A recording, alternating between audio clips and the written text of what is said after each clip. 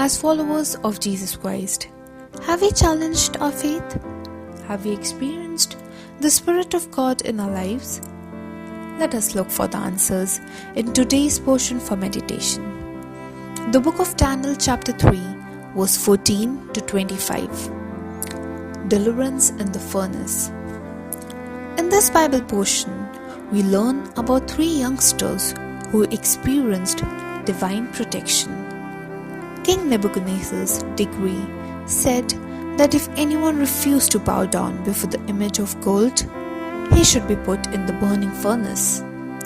The response of these youngsters was, "If we are thrown into the blazing furnace, the God whom we serve is able to save us from it, and he will rescue us from your hand, O King.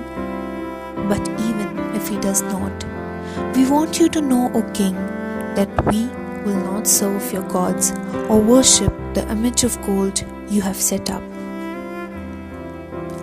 Shadrach, Meshach and Abednego obeyed God's commandments and did not bow before the image.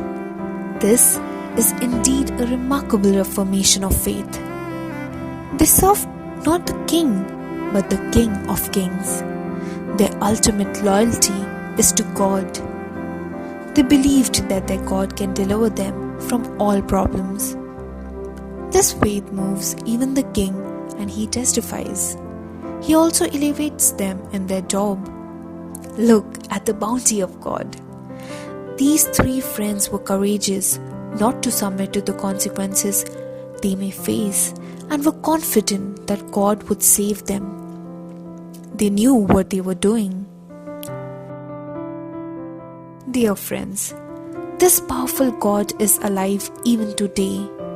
If we maintain purity in life and courageously fight for noble values with abiding faith in God, we can also see signs and miracles in our lives.